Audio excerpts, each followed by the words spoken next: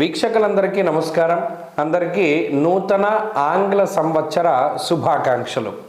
ఈ కొత్త సంవత్సరంలో అందరికీ ఆయురారోగ్య ఐశ్వర్యాదులు కలగాలని, పరమేశ్వరుడి యొక్క అనుగ్రహం ఉండాలి అని, అలాగే ఈ సంవత్సరంలో ఏర్పడేటువంటి దేశారిష్ట యోగాలు, దుర్భిక్ష ఉల్కాపాతాలు లేదా మరేతరత్ర దోషాదుల వల్ల ప్రజలు ఏ రకంగానూ ఇబ్బంది పడకూడదు అని చెప్పి మనస్ఫూర్తిగా భగవంతుడిని మరొకసారి ప్రార్థిస్తూ, నూతన సంవత్సరంలో ఈ ఆంగ్ల సంవత్సరంలో మొట్టమొదటి నెల జనవరి నెలలో ఉండేటువంటి గ్రహస్థితిని మనం పరిశీలిద్దాం. ముఖ్యంగా ఈ నెలలోనే పంచగ్రహ కూటమి అనేటువంటిది సంభవించబోతూ ఉన్నది.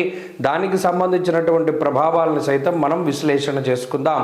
దానికన్నా ముందు సంక్రాంతి ఎప్పుడు చేసుకోవాలి అనేటువంటి దాని మీద కొంతమందికి సందిగ్ధత ఉన్నది. నిజానికి భారత ప్రభుత్వ ఆమోదిత దృగ్గణిత పంచాంగ రీత్యా 15వ తారీఖు నాడు సంక్రమణ పుణ్యకాలము అనేటువంటిది అందరూ గుర్తుపెట్టుకోవాలి.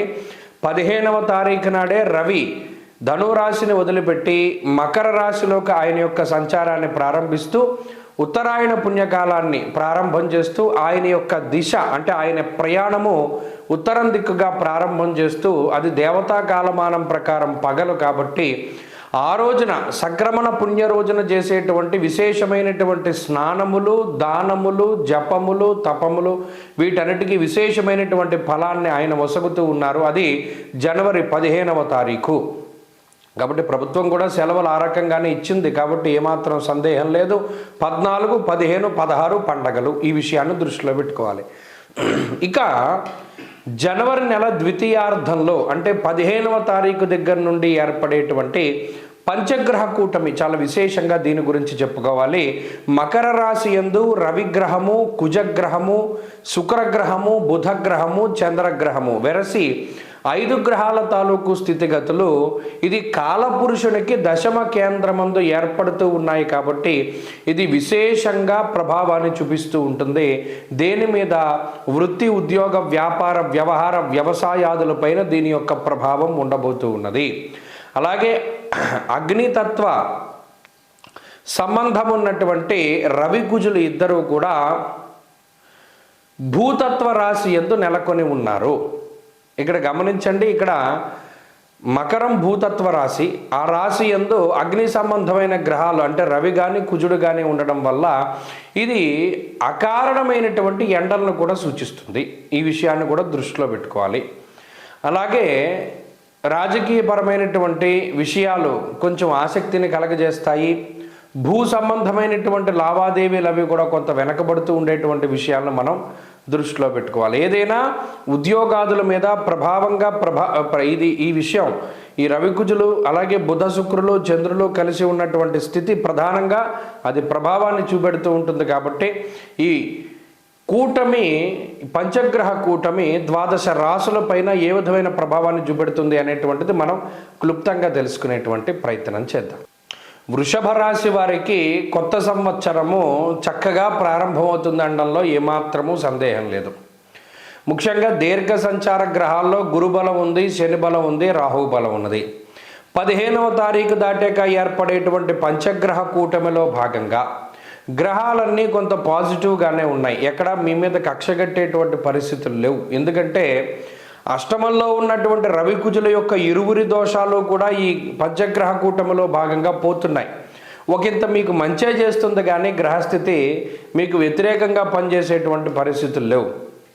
అయితే కొత్త సంవత్సర ప్రారంభ సమయంలో అష్టమంలో రవికుజులు ఉన్నారు. ఇది జాగ్రత్తగా గుర్తుపెట్టుకోవాలి. 15వ తారీఖు వరకు కొంత జాగ్రత్తగా ఉంటే సరిపోతుంది. 15వ తారీఖు దాటాక ఉండేటువంటి గ్రహస్థితులు చాలా అనుకూలంగా ఉన్నాయి. ఈ కొత్త సంవత్సరాన్ని ప్రారంభించేటువంటి తరుణంలో దూకుడుగా ప్రయాణాలు చేయడాలు, అలాగే వేగంగా వాహనాలు నడపడాలు లేదా స్పీడ్గా వ్యవహారాలు చేయడాలు ఇవేవి కూడా మంచివి కాదు. అలాగే ఏదైనా వస్తువులు, వాహనాదులు, ఆభరణాదులు, వస్త్రాదులు కొనుగోలు చేసేటప్పుడు 1-2 సార్లు చూడండి. బట్టలు కొనుక్కుంటే చిరిగిపోయినవి రావడానికి, ఆభరణాల్లో ఏదైనా లొసుగులు ఉండడానికి, వాహనాల్లో ఏదైనా డ్యామేజీలు ఉండడానికి అవకాశం ఉంటుంది. అందుకని చెక్కింగ్ అన్నది చాలా ఇంపార్టెంట్. అష్టమంలో ఉండేటువంటి గ్రహ సంపత్తి గుహ్యమైనటువంటి విషయాలను సూచిస్తుంది కాబట్టి ఏదైనా లోపల ఇబ్బందులు ఉన్నాయా ఏంటి అన్నది చెక్ చేసుకోవాలి ఏదైనా విషయాలు ఒకటి కొనుక్కునేటప్పుడు. అలాగే ఇందాక చెప్పినట్టు ఆదరాబాదర ప్రయాణాలు చేయకూడదు. క్రమశిక్షణతోటి మెలుగుతూ ఉండడం చెప్పదగినటువంటి సూచన. దుర్దోష శత్రు సంవాద గమనాగమనం యథ. వచ్చినటువంటి డబ్బంతా కూడా అనవసరమైనటువంటి వ్యసనాలకో, అనవసరమైనటువంటి ప్రయాణాలకో, లేదా అప్పులు తీర్చడానికో పోతూనే ఉంటుంది. దాని గురించి పెద్ద బాధపడవలసినటువంటి అవసరం ఉండదు. ప్రత్యేకించి మీకు ఆ విషయం కూడా అవగతం అవుతూ ఉంటుంది. అయినప్పటికీ ఇక్కడ అష్టమంలో ఉండేటువంటి కుజుడు కూడా కొంతవరకు స్థానభ్రంశాన్ని కలగజేస్తాడు. అటు నుండి ఇటు రావడం, ఇటు నుండి అటు వెళ్ళడం, దేశాంతరవాసం. వేరే దేశాల్లో ఉన్నవారు భారతదేశంలో ఉన్నవాడు వేరే దేశానికి వెళ్ళడానికో ఈ గ్రహస్థితి అవకాశాన్ని కల్పిస్తుంది ఈ కొత్త సంవత్సరం పూట. కాబట్టి వృషభ రాశి వారు దాన్ని వినియోగించుకోండి. అలాగే 15వ తారీఖు దాటిపోయిన తర్వాత పరిస్థితులన్నీ సానుకూల పడిపోతాయి. అష్టమ రవి, అష్టమ కుజ యొక్క దోషాలు తొలగిపోయి ఆదరాబాదరాగా నిర్ణయాలు తీసుకునేటువంటి పరిస్థితులు ఉండవు. ప్రయాణాల విషయంలో జాగ్రత్తలు వస్తాయి. కొంత పరిస్థితి సానుకూల పడుతుంది. అలాగే కష్టసాధ్యమైనటువంటి పనులన్నీ కూడా పూర్తయిపోతాయి. అలాగే కొంత ఆర్థికంగా నిలదొక్కుకోగలుగుతారు వృషభ రాశి వారు. అయితే ఇక్కడ ఉండేటువంటి ఖర్చల్లా కూడా శుభమూలకంగానే ధన వ్యయం అన్నది ఉంటుంది. ఎందుకంటే మనస్సౌఖ్యం యశోవృద్ధిం సౌభాగ్యం చ ధనాగమ ధర్మవ్యయ అన్నాడు. ధర్మవ్యయం మనస్సౌఖ్యం అన్నాడు. కాబట్టి ధర్మవ్యయమే ఉంటుంది వృషభ రాశి వారికి. అంటే ఏదైనా పుట్టినరోజులకి, ఫంక్షన్లకి, పండగలకి, పేరంటాళ్ళకి ఖర్చు పెట్టేటువంటి డబ్బు ఎక్కువగా ఉంటుంది తప్పితే ఇబ్బందికరమైన వాతావరణం ఉండదు. ఈ మాసంలో ప్రధానంగా 1 నుండి 15వ తారీఖు వరకు గుర్తుపెట్టుకోవాల్సినటువంటి విషయం ఏమిటి అంటే దుందుడుకు ప్రయాణాలు చేయకూడదు, అనవసరమైన ప్రయాణాలు చేయకూడదు. అలాగే ఈ జోదము, స్పెక్యులేషను, బెట్టింగు లేకపోతేనేమో ఇటువంటి వాటి జోలికి వెళితే ధనాన్ని నష్టపోయే పరిస్థితులే ఉన్నాయి. అదృష్టం తక్కువగా ఉన్నది. 10 రూపాయలు వస్తే 100 రూపాయలు పోయే పరిస్థితులు ఉన్నాయి. కాబట్టి మనకు డబ్బు వచ్చింది కదా అని వెళ్ళి దాంట్లో పెట్టడం అన్నది చాలా పొరపాటు. దానివల్ల ధనం నష్టపోయేటువంటి అవకాశాలు ఉంటాయి తప్పితే లాభపడే పరిస్థితులు లేవు. కాబట్టి ఈ నెలలో అటు వృత్తి ఉద్యోగాల పరంగా సానుకూలమైనటువంటి వాతావరణమే ఉన్నది. ఏమాత్రం కూడా ఇబ్బంది లేదు. వీరు మరింత అనుకూలమైనటువంటి ఫలితాలను ఈ మాసంలో పొందడానికి మాత్రం ఈ రాశి వారు సూర్యారాధన చేస్తూ ఉండాలి. ఈ మాసంలో వచ్చేటువంటి సప్తమి తిథి రోజున, భోగి రోజున ఖచ్చితంగా సూర్యారాధన చెయ్యండి. ప్రతిరోజు ఆదిత్య హృదయ పారాయణ చేయండి. మంచి ఫలితాలు సంప్రాప్తమవుతాయి. స్వస్తి.